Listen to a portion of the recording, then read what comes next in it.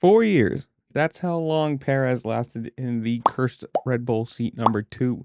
Obviously, we've gone through Gasly, Albon. Sainz was a Red Bull driver for a while.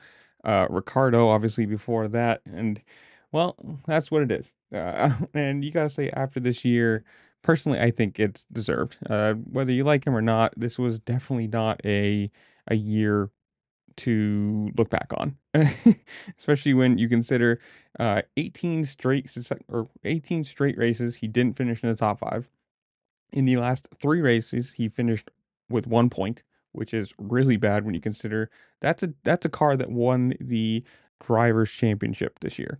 Whether it was obviously not the I don't know, the 21-22 Red Bull that it was. It's not the rocket ship. It's not the absolute dominant car that it has been. But you got to say it's still good enough that your teammate won the driver's title with it. And for all intents and purposes, it's Perez's fault that the Red Bull is third in the constructors.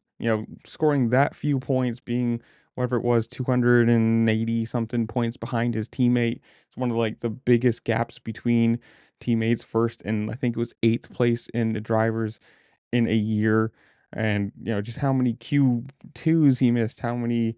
It was all encompassing a bad year. And you got to give it to him. Yes, he did help Red Bull win that first title. The absolutely incredible defense against Hamilton. And since, he's been the second driver, he's done what he kind of needed to do to help that team win constructors titles.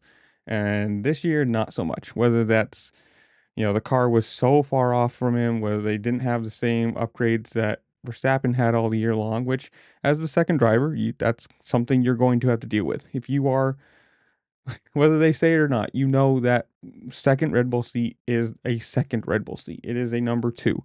You are not going to be prioritized in car development, in strategy, in pits. Doesn't matter what it is. You are the second driver. And yes, you are going to maybe win some or earn some wins. You're going to earn a lot of podiums, or at least you should be. And, poles if you can, but it's not going to be prioritized. You're there to earn as many points as you possibly can. For all intents and purposes, you are the number 2 seat to get P2 in every single race. That I'm assuming what would be the expectation of you. If you get some wins, if you're there to help your teammate, if they crash or they have a bad qualifying and you get a win, that's awesome. But you're never going to be the focus of that team, and it is what it is. Everyone should know that going into the seat. It's cursed. There is no chance. It's not going to be a McLaren. We have quote unquote 2 number 1 drivers. It is a seat where your whole purpose is to help them win constructors titles. I mean, that's what you should be doing.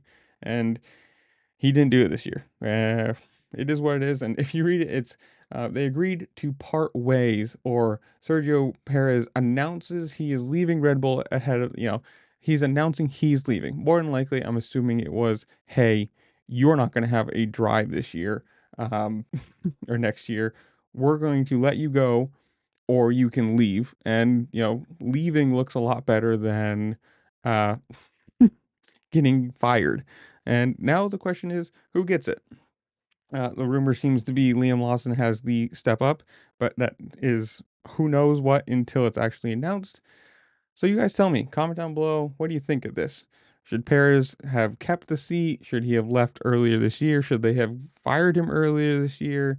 Do you believe Lawson is the right not fill in, right? But the next driver for that number 2, or would you like to see Sonoda in it? But whatever it is, comment down below. Tell me what you think while you're down there. Make sure to like, share, subscribe, do all the fun things this platform allows you to do, because it really just helped me out and I appreciate it. And with that, I'll see you later. Peace.